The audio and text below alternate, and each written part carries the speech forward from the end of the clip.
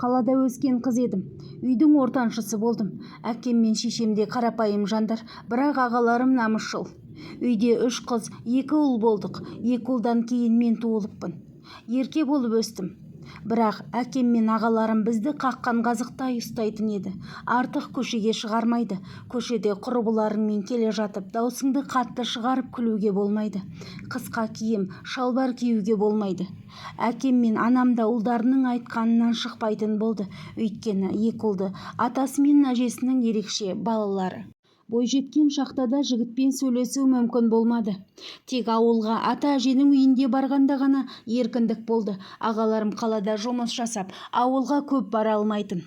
Солардың жұмысы үшін әке-шешем ертерек көшкен ғой. Ол кезде мен 1 жастағы бөп едім. Сол ауылға келіп кетіп жүріп, өзімнен 2 жас үлкен Шыңғыс есімді жігітпен таныстым. Ол жігіт өте салмақты, сөйлеген сөзде сенімді, әрі өзіне тартатын түрі болды. Алғашқы махаббат десем де болады. Ауылда тығылып жүріп кездестік. Алғашқы сүйісте болды. Шыңғыспен 4 жыл жүрдім. Ол ауылға өзінің көп малы барын айтты. Мал бақса да сәнді киім мен қымбат көлігі болды. Мен дегенде бәрін әперетін еді.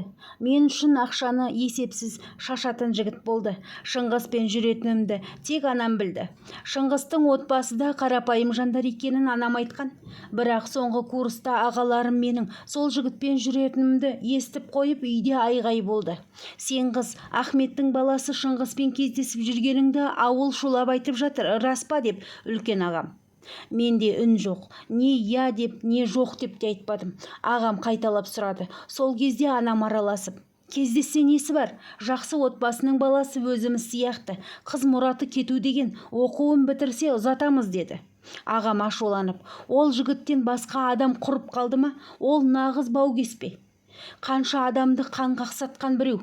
Ауылдағы біраз адамның малын ұрлаған. Ол жігітте жолама.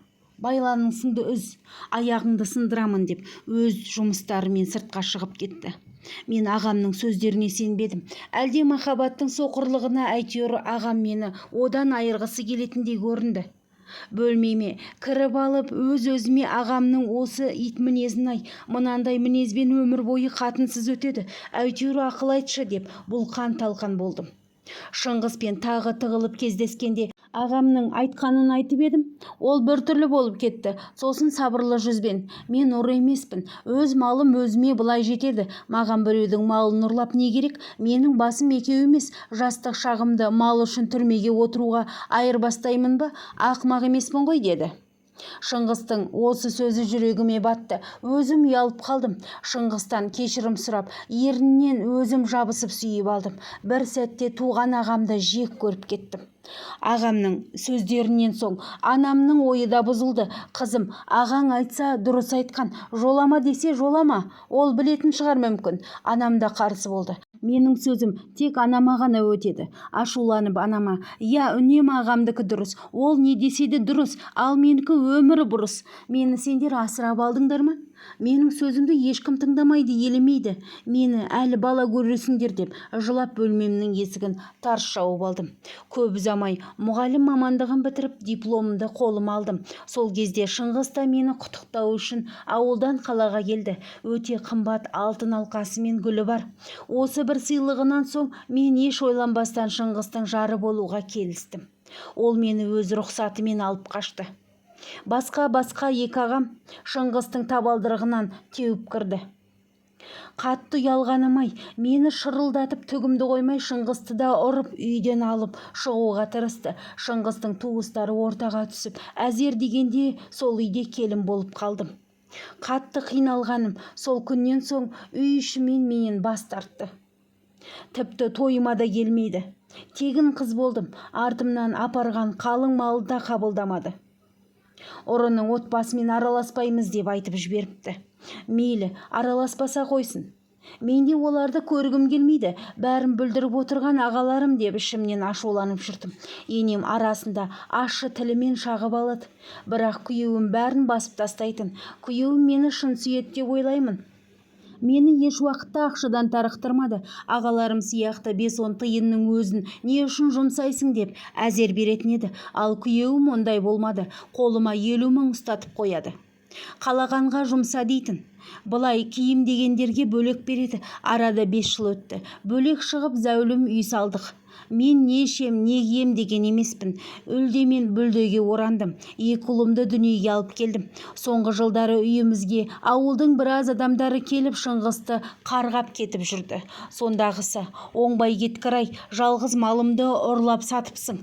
Сен сол малды айдап бара жатқаныңды көрдік деп айтып жатты. Әдеттегідей күйеуім ештеңкені мойнына алмады. Көп ұзамай күйеуімді заңды органдар кісендеп алып кетті. Бірақ күйеуім 10 күннен кейін ақталып шықты. Ешқандай қатысы жоғын айтып жатты. Сөйтсем, атам ол жердегі менттерге пара беріп босатып алыпты. Негізі атамда мал ұрлаудың нағыз шебері болған. Күйеуім де сондайға әлдеқашан әуестеніп кеткен. Бәрінен бейхабар мен ғана екенмін. Есепсіз ақша, ұрланған байлық көзіме шел болғаннан ештеңкені де байқамадым. Күйеуім үйге келгенде қуанып, құшақтасып, бәрі жақсы болғанын айтты. Ешқандай қатысы жоғын айтып, мені тағы да сендірді. Мен сорлы сендім. Сол кезде жүкті екенімді білдім. Алдыртуға дәтім жетпеді. Бірде күйеуім далалықтағы жылқыларын қарап кетуге кеткен. Сол түні келмеді. Әдеттегідей жылқысын таппай жүрген болар деп алаңсыз ұйықтап қалдым. Таңертең есік қағылды. Есікті ашсам, күйеуім қан жоса. Әбден таяқ жеген екен. Шошып кеттім. 2 күннен соң күйеуім өзіне келген соң: тез жинал, ауылдан көшеміз, үйді сатуға қоямыз деді. Түсінбей қалдым. Аяқ астынан неге сондай шешім қабылдадың? Менен не жасырып жүрсің деп айғай шығардым. Сонда күйеуім: ауылдың жігіттері мені ұрып соқты. 5 күнде көшпесек олар мені өлтіріп тастайды. Осыдан кейін бұл ауылға аяқ баспайтын боламын. Бәрі сендердің игіліктерің үшін. Жоқ, мен көшпеймін. Үйді де сатпаймын. Олар кім сонша? Олай бұйыратын деп одан сайын ашуландым.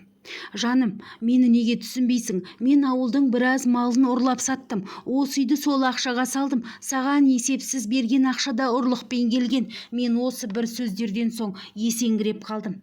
Күйеуімнің ұр екенін есту өте ауыр еді.